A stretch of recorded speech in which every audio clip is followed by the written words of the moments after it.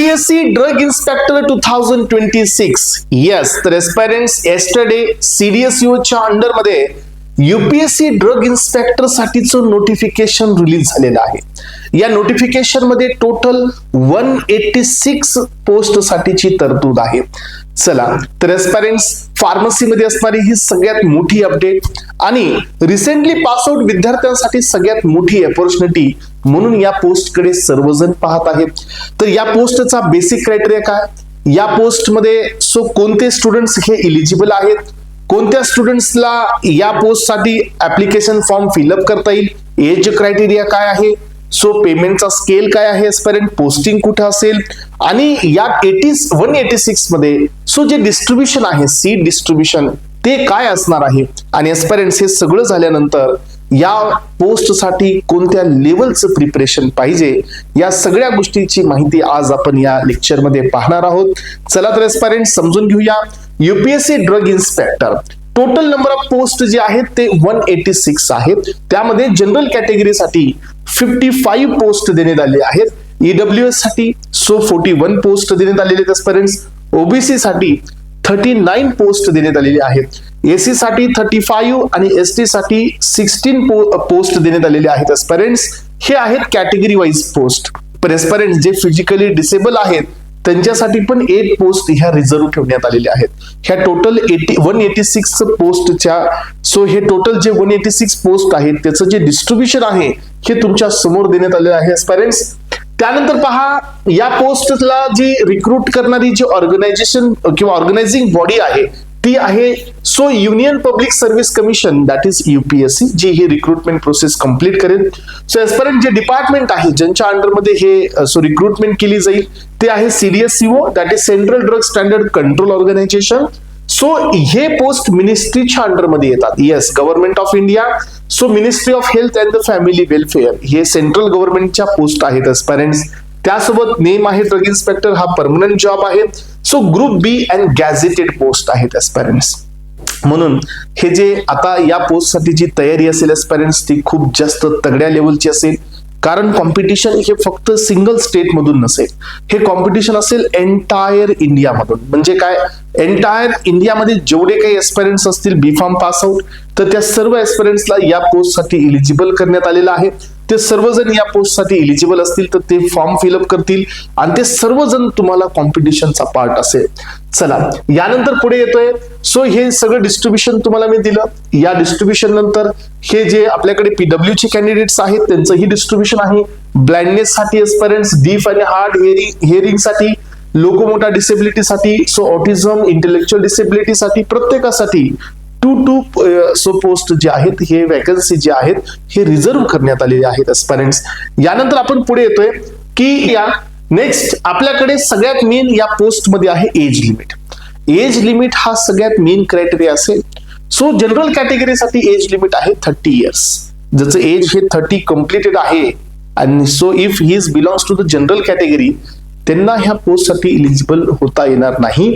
EWS साठी 30 years आहे, OBC साठी 33 इयर्स आहे, SC साठी 35 इयर्स आहे आणि ST साठी पण 35 इयर्स आहे. तर एस्पायरंट्स या पोस्ट साठी सगळ्यात मोठे रेस्ट्रिक्शन देण्यात आलेले आहेत. जे सिनियर फार्मसी स्टुडंट्स आहेत ज्यांना अबव 30 और ऍज पर द कॅटेगरी याच्यावरती जर त्यांचं एज असेल एस्पायरंट तर ते ह्या पोस्ट साठी इलिजिबल होणार नाही. ओके, चला यानंतर पहा नेक्स्ट जे PW चे कॅन्डिडेट्स असतील एस्पायरंट्स त्यांना यामध्ये 30+10 म्हणजे अप टू 40 इयर्स हे त्यांचा एज लिमिट आहे. पुढे येतो आपण कोणते स्टुडंट्स याला इलिजिबल असू शकतात. हे पहा बेसिक क्वालिफिकेशन यांना काय लागेल, बॅचलर इन फार्मसी हे लागेल किंवा pharmaceutical science or the medicine. Aspirant specialisation in clinical pharmacology or microbiology हे ऑप्शनल आहे. बेसिक क्रायटेरिया आहे B pharmacy.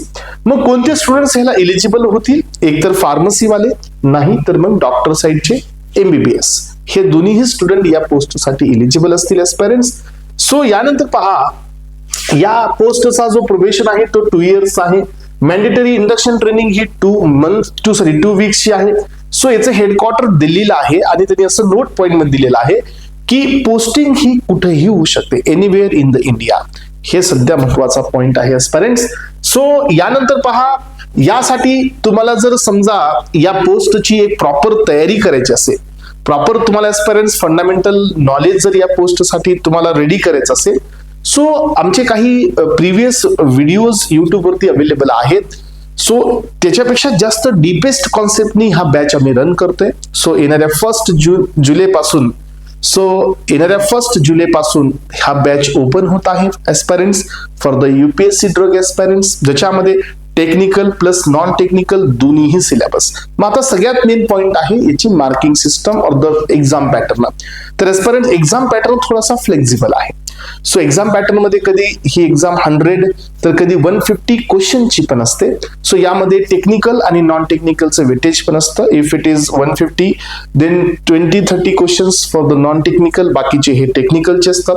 If it is 100 then 80 question technical, 20 हे नॉन टेक्निकलचे असतात. Every question will carry 2 marks आणि एस्पायरंट इंटरव्ह्यू पण असतो 50 मार्क्सचा. सो त्यासोबत निगेटिव्ह सिस्टम मात्र या CDSU मध्ये ह्या ड्रग इन्स्पेक्टरसाठी 1/3 ची असते एस्पायरंट्स.